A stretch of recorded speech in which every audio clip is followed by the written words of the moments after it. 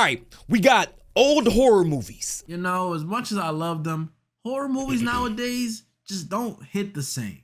But is this true? They're not as horror scary. Movies from the 70s, 80s, and 90s really better or scarier?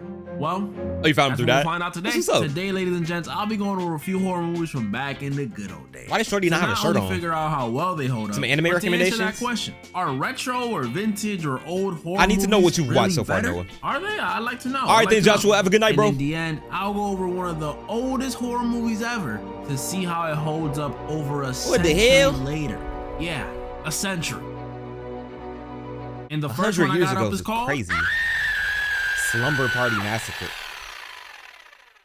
Derek, now, I know what type of man you are. One, and some of you I know may what just type read of the man title you and are. think, Slumber Party Massacre. That sounds a lot like Texas Chainsaw. I know what it sounds like. And I'm gonna get to that one too. I'm doing this one first though. Slumber Party Massacre is a 1982 movie where we follow a group of girls who, unbeknownst to them, are being stalked by a serial killer. Weirdo. And I gotta say this now. Oh, it's on if YouTube? it's something Okay, these no. old movies had, it was that nudity, bro. Like, my goodness, did I click the wrong movie? Either that or I just stumbled upon a lost episode of Man. Euphoria. Because dang, that's a Lele, remind me after this vid, okay? We follow a group of girls who are being stalked by a serial killer who uses a drill as his weapon, a drill. Oh, and since hell they no, don't that's a realize slow they're day. being stalked, they set up a sleepover like it's a normal night. They ordered pizza, gossip, they even broke out the dub pack. Don't do drugs, y'all. But what they ain't know is that it only made it easier for the killers to catch them lacking. And so the girls have to This try why to the video survive took so night long. before the killer could turn this slumber party into a massacre.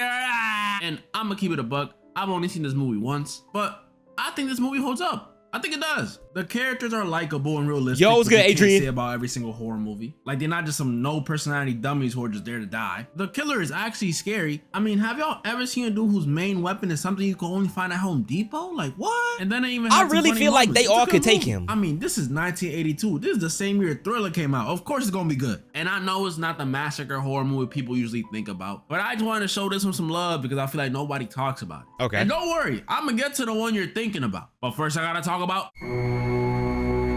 Definitely hop on Demon Slayer, Noah. That's good and not too many episodes. Next Kaiju movie number I 80 got solid up as is well. Carrie from 1976. Notable things that happened this year: Red M&M's got removed from the bag, and Ryan Reynolds was born. Now, I had never seen this movie before I thought of making this video. I heard of it because it's insanely popular, but I had never seen it until today. And I'm gonna say it now. This As far as movie like caught me savings, off yes. guard, Other than that, 'cause not watching really. it, you wouldn't think it's a Just horror sure. movie at all, up until the end. So in Carrie, we follow a girl named Carrie. Shocker. She's a quiet and shy Carrie? high school senior with an extremely religious mother.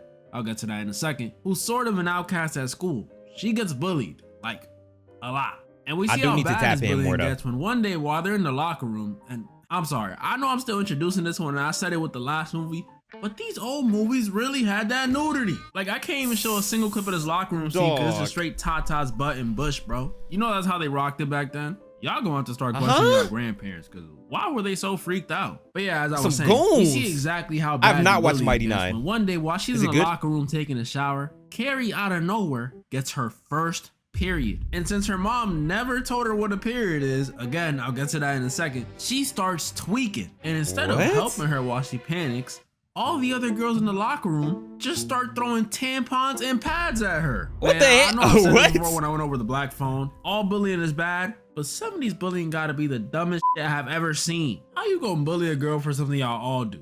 All of y'all. I don't care how crazy she reacted. I'd flip out too if I didn't know I started bleeding out my Okay, wait, time out. I don't mean to be that guy, but by the time you're okay, so you go through puberty at what, like 12 years old? Why is she getting her first one senior year? Plot hole! Plot hole! I found it. Plot hole. freaking weekly once a month. Thankfully, Carrie's gym teacher, Miss Collins, interferes, telling the other girls to leave Carrie alone. And then she slaps Carrie to calm her down. I'm telling y'all, the 70s was wildin'. But amidst all this chaos, we saw two very important things happen. Oh, what? One, while Carrie was panicking about her period, for some reason, this light bulb completely shattered. Like, completely. Unless she was hitting some high notes or something, that's a little odd. And two, we see one of the girls who was bullying Carrie, Sue, start to actually feel bad for her. In fact, she felt so bad that the next day when the gym teacher's punching the girls by making them do all these exercises, she doesn't complain at all. Why he zoomed in on the... Because this girl, Chris, was pissed about it. She didn't think they deserved to be punished like this, much less over bullying Carrie. So she confronts the gym teacher, you know, give her a piece of my mind. Oh! Somebody The 70s wildin'. But yeah, Sue felt very bad. Damn. So to make it up to Carrie, she decides to ask her boyfriend Tommy to All right, take that's what you Carrie to said. prom instead of her, which is just insanely sweet and truly, truly selfless. That's exactly why I'm not doing that. I'm sorry, I don't care if it's Jimmy from South Park. You think I'm gonna let you take my girl to prom just so you can feel better? No, this ain't like gang. borrowing a pencil, bro. No. This is my girl. You're not gonna just, I'll give her back to you after prom. No. Okay, no, around not 13. doing that. Okay, that's I'm what I sorry. thought. I hope you find a date though. I can do that. Senior year But that's seems what so Sue wants to late. do. So Tommy agrees to ask Carrie, and after saying no the first time, thinking it was some sort of messed up joke, with some encouragement from Miss Collins, Carrie eventually does say yes. She will go to prom with Tommy. How's this But a let's horror not forget, movie? guys, Carrie's mom is extremely religious, like extremely. Like not only does she never tell Carrie about her period because she believes getting it is a sin, what? But she also locks How Carrie that in the make sense? closet and makes her pray anytime she thinks she's misbehaving. So it's pretty much safe to say she's a bit strict. I'm So not when gonna lie, Carrie I'll tells run her hands about with her. going to prom with a boy, it did not go well. They pretty much start arguing back and forth. Carrie saying that she wants to go and that not everything's a sin. Her mother saying she needs to go to the closet and repent. But just like the light bulb situation from earlier, while they're arguing, Carrie is Carrie possessed. goes increasingly frustrated because her mom's not listening and she's walking away from her and... Oh, hell no. Oh, This is when Carrie tells her mom, and us pretty much, that she has telekinesis. Yeah, on top of cramps, turns out her first period gave her access to some supernatural abilities. What? Anytime Carrie gets upset or concentrates, she can move stuff with her mind. Which is like, alright, my puberty gave me voice cracks and random boners, and she gets superpowers. Alright, I see what y'all do. That's not And fair. That's not Carrie's fair. mom was obviously terrified. I'm not gonna lie, I would be too. She tells her it's the devil. The same devil that took your father away. But Carrie tells her, oh mama, it wasn't the devil. He just ran off with a woman, mama. I know that low-key hurt. Then she also tells her mama, I'm going to the prom and you can't stop me. Who is she feeling like? Who? Think you cold? Hey, I'ma just say this, right? I don't care if I'm Superman. I'm not talking to my mama like that. Cause I promise you, superpowers or not, she's smacking the black off my dumb ass if I ever try her.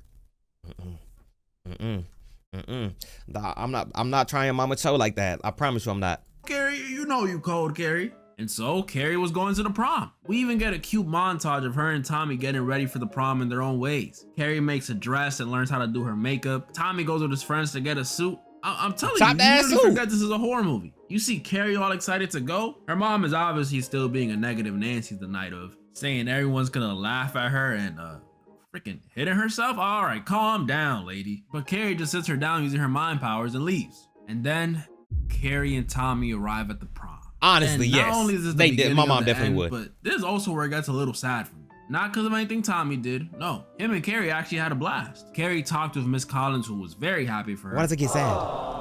Tommy and Carrie laughed it up and talked about going to an after party. Okay, I was trying to refrain from saying this, but can this dude not be Joe's cousin or something? Joe, if you watching this, am I tripping or can you not be cousins, bro? But yeah, he flirted and danced with her. That might be his uncle. He even kissed her. Hey Tommy, don't You got a whole girl. Scandalous. But knowing everything Carrie has been put through, I couldn't help but just be happy for her. No joke, I was smiling ear to ear watching this. Grown man too, I don't care. But then came the prom king and queen voting. And you see, I mentioned this earlier, but while Carrie was over here all excited and getting ready for the prom, there were people who were still upset at her. People who were planning on getting For the gym revenge thing? for getting them in trouble. Yeah, that girl Chris from earlier, she was still mad. So she concocted a plan to get some payback. After finding out Carrie was gonna go to the prom with Tommy, she enlisted her boyfriend and some friends to swap out the prom votes to make sure Carrie and Tommy win. So while Carrie and Tommy are on stage being crowned, That's they crazy. had no idea this was all Chris is doing. She had them right where she wanted them.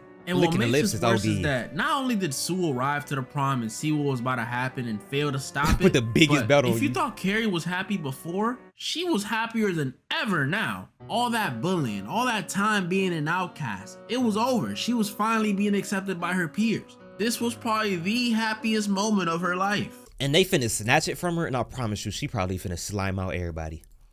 But then,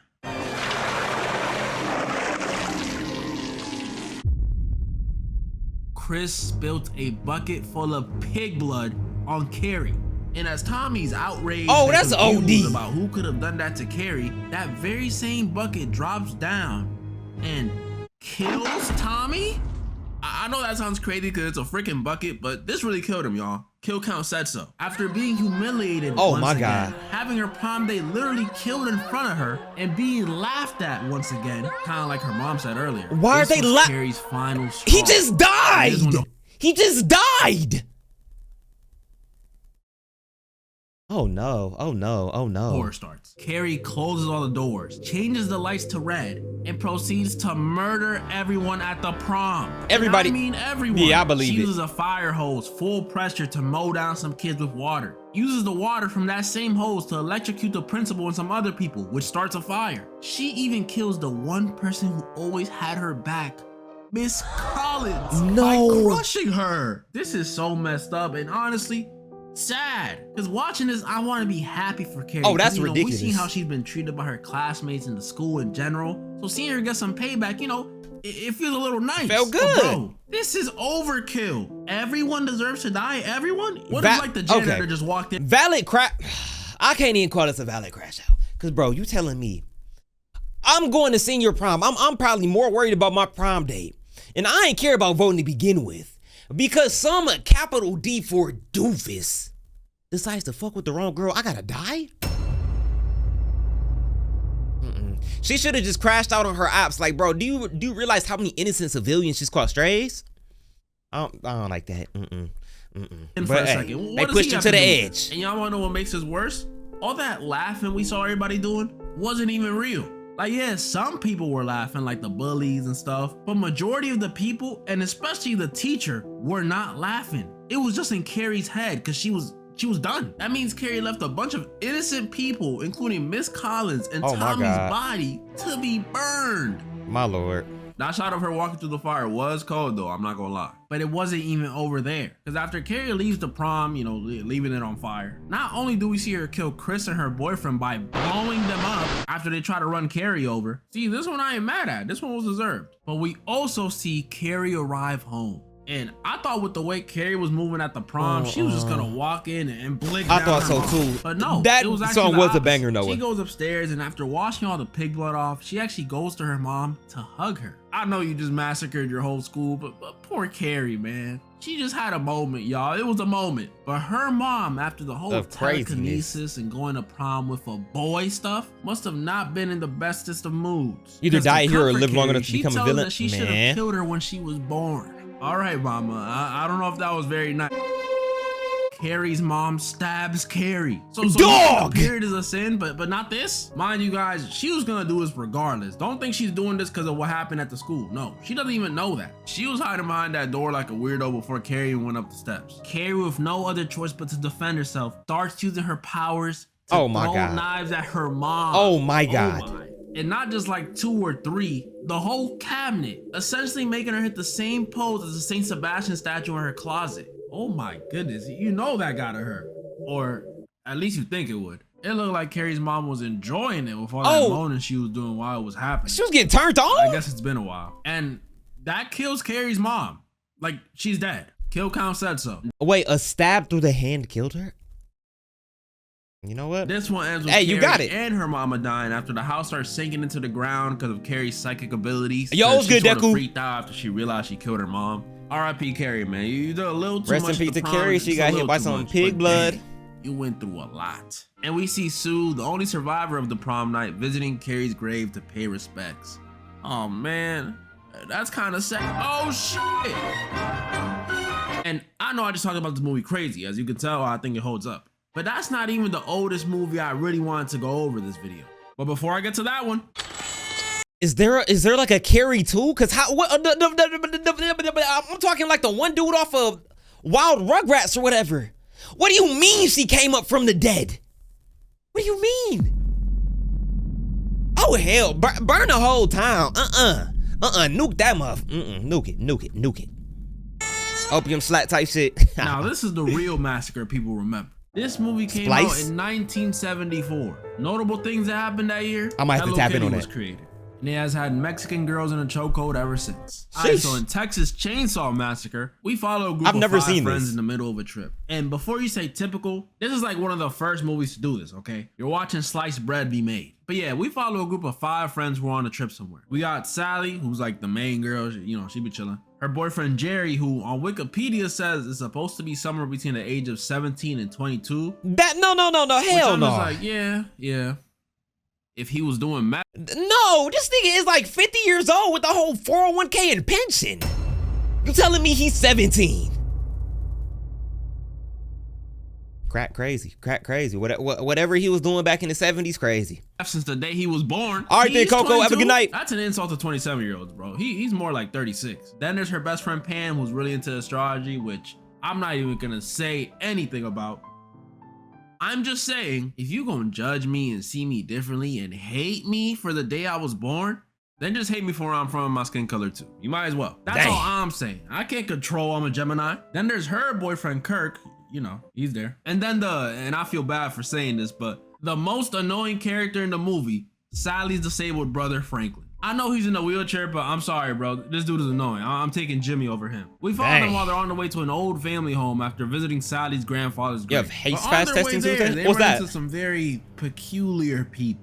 First, while they're driving, they stop to pick up this hitchhiker. And thank goodness we evolved past doing this. I'm all for people being social. A matter of fact, I actually think people nowadays should be more social. But this is too. That's OD. You do not pick up hitchhikers. That's rule number 1. What you'd expect. Crazy guy takes photos of them, cuts his hand open, cuts them open. This dude even lit a fire before they finally kicked him out. And then if that wasn't weird enough, when they stop to get some gas, the guy working there tells them not to go mess around in their old house. He's Southern, so you know he got the accent. And when he finds out the house they're going to is actually theirs, he for some reason does a complete 180 and asks them to stay for some barbecue?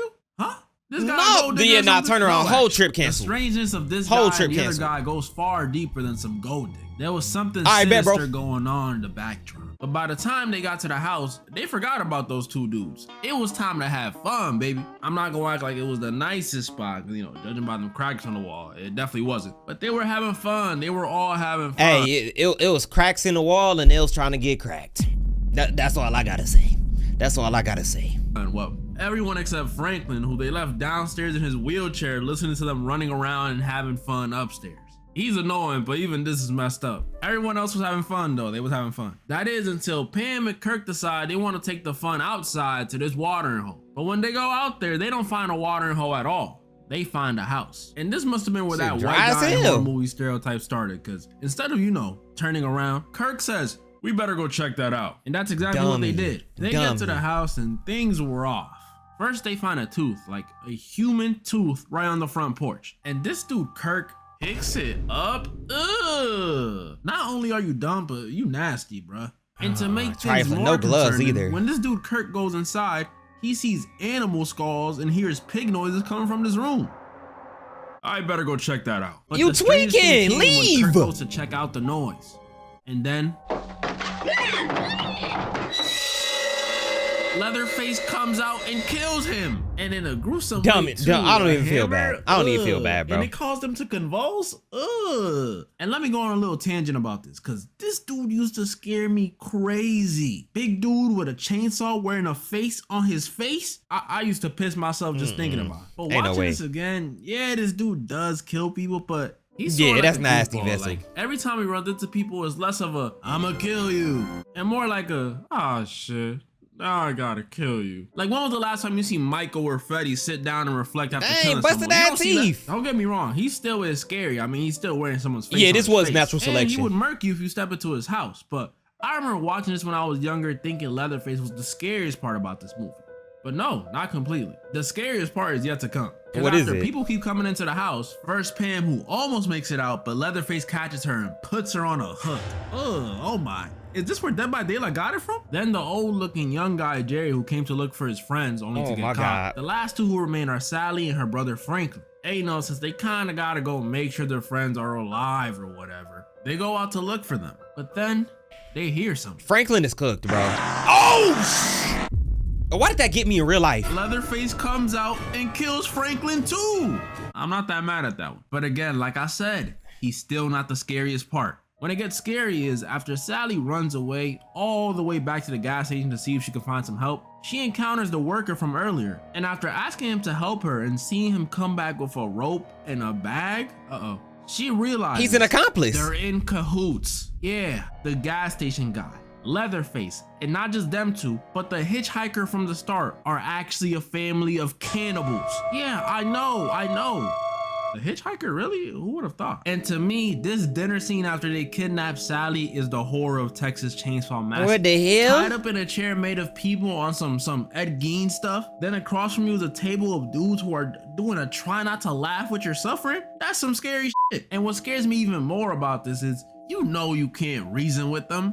They're rednecks. Sally tries to bargain by saying she'll do anything, and that doesn't even work. Oh, poor Sally. Don't you know they only do that stuff with their sisters? But before they, I guess, eat her, the brothers, because they're brothers by the way, don't let this older one fool you. The brothers decide instead of killing Sally themselves, they should let their grandpa do it. Oh yeah, their damn near deceased Gramps was there too. And if you think he might not be a cannibal, no, he's as bad as the rest of them. He even dances when he tastes his blood. So yeah, they decided to let their grandpa do it. Bro. But since this dude freaking predates the dinosaurs, he keeps dropping the hammer. It's kind of like that SpongeBob episode, the firmly grasp it. And this was their biggest mistake. Because while they're trying to switch who holds the hammer, I feel like Dead by Daylight definitely got this. Free and jumps out the window. Most jumps out the window and I fled from the spot. That's where Thug got it. So she just starts hollering. And as the hitchhiker is slashing at her back, getting closer and closer to catching her, a freaking semi-truck runs him over. I forgot that happened. And this one ends with that same truck driver stopping to help Sally fight off Leatherface, only to run away. To where, I have no clue, but he's gone.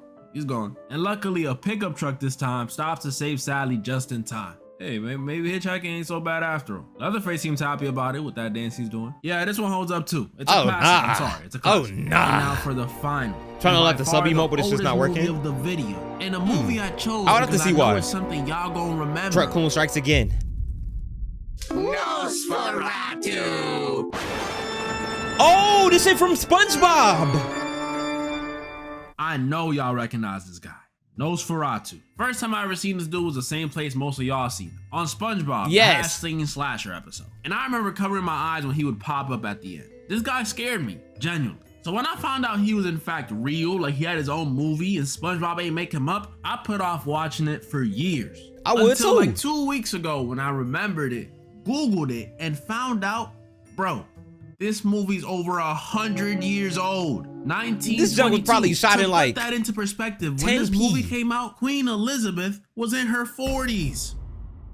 Okay, I'm joking, but she was almost born. That's crazy. And even explaining like that, I don't think y'all really understand how. All right, then, Vessel. Have a good night, bro. Guys, this movie is so old. It's a silent film, like no dialogue on some Charlie Chaplin stuff. But 100 years old and no speech. Does this movie hold up? I think so. Look, the movie's obviously not the same level of scary as some films today. Nowhere near, actually. It's a simple story about a vampire whose name isn't Nosferatu. It's actually the Count, who is trying to, do vampire stuff and suck the blood of this dude he met's wife. But y'all gotta understand how insane that must have been back then. This was before vampire movies were everywhere. Like, there was no romance ones like Twilight or any good ones like Abraham Lincoln Vampire Hunter. None of that. So for a little sheltered European boy to see this in theaters back then, must have been traumatizing, even more than it scared me. But you're right. This is about how it holds up today. And y'all be happy to know that even 100 years old, it seems like horror movies don't change that much. Because the main character in this movie is a idiot, just like in the newer ones. I'm serious. There's a scene, right? Well, what's up, Ken? I'll word it like this. If y'all woke up in the morning with bite marks on your neck and you have a roommate that only sleeps during the day, are you not gonna find that even a little suspicious? How would you not wake up when he bites you, even if you don't know about vampires, you know this dude was awake at night when you got bit, so you could at least ask him what bit you. But yeah, point is, even though I may not watch it anytime soon, hell no, or ever again, I'm not touching that movie, bro. I think there's modern horror movies that like are the Count from Sesame Street. He might be Have that. y'all seen Imaginary? Talk about disappointment. Or maybe I'm just biased because he was in SpongeBob. Who knows? This one ends with the wife, whose name is Ellen, pretty much sacrificing herself and letting the Count suck her blood. And not because she's into it. No, this is not Carrie's mama. She did it to distract the Count, so when the sun rises, he doesn't notice. Oh no, I just said I'll have to look into it. Bro, that terrible transition. Isn't it crazy that everyone in this movie is dead? That's pretty much all the movies I wanted to go over today. My final judgment, I think these old horror movies hold up for the most part. Honestly, those first three I'm rewatching before I even consider rewatching Christopher Lee. The last three Scream movies. They was just a match. Don't think it was all peak though. They got movies back in the day talking about some Frankenhooker. Like, huh? Comment down below if you think these movies hold up or not. And keep submitting some weird movies for the next video. Movies I thought were weird for. Yeah. You just keep getting weirder. And moral of the story? Oh shit. That really got me the first time. I'm not gonna hold you. Hey, W video.